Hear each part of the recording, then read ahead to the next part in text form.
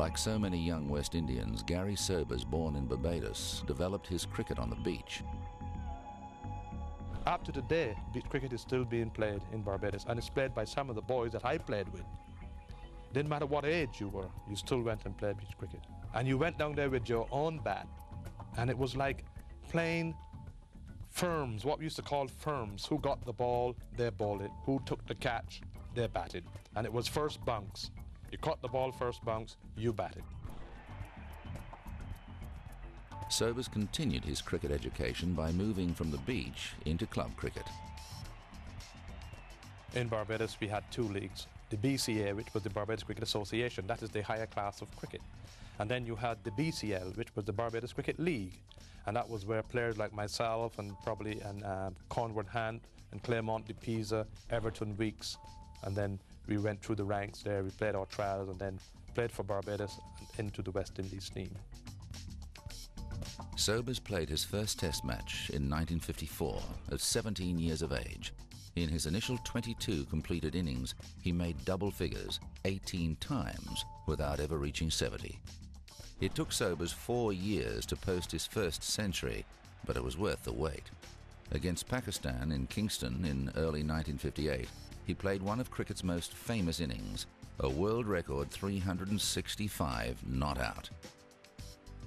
It was such a massive innings. It remained a world record for 36 years until Brian Lara, a fellow West Indian, happily broke it, and Sobers was there on the boundary's edge to greet Lara when he finally surpassed such a massive milestone. And like Sobers, like Lara, they were both pretty young when they achieved the feat. I mean, Sobers was only 21. He was a total whippersnapper, and it really surprised people because he'd actually been picked for his bowling.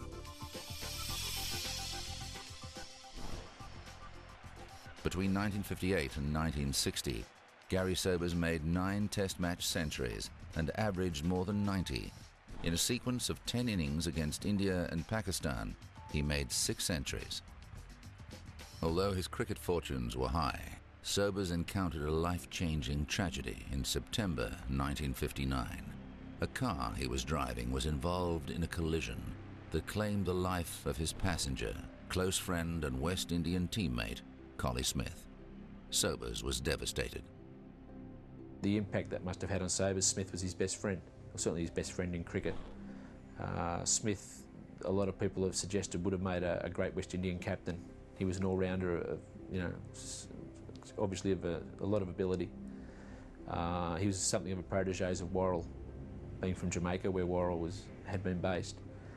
And the effect it had on Sobers was Sobers then basically took the attitude that life is for living, day by day, who knows what will happen tomorrow. And he became something of a reckless character. The now famous 1960-61 tour of Australia was to prove critical to Sobers' well-being and to his future in cricket. The immediate effect it had on Sobers really was to persuade him not to care too much anymore. He wanted to enjoy everything about his life. He partied hard, he drank hard, he played hard, and in many ways it possibly persuaded him to carry on being a great cricketer. Having just broken the world record age 21, he didn't stop. He carried on being arguably the greatest cricketer, all-round cricketer there's ever been. This sizzling straight drive takes the score past 100, and even Benno has to applaud the brilliance of Garfield Sobers. Once more a boundary. Sobers made 132 on the first day of the series in Brisbane. The tour gave West Indian cricket an enormous boost, and it proved to be a personal blessing for Sobers. Line the bowler now to feel the might of this 24-year-old batsman who has just scored his 10th 100 in Test cricket. That 100 he scored in the Tide Test is easily the best Test 100 I've ever seen, because he didn't just beat the field, he bisected the field. He just played some of the most incredible shots, and his timing, and when Garry was going, basically there was nothing you could do about it.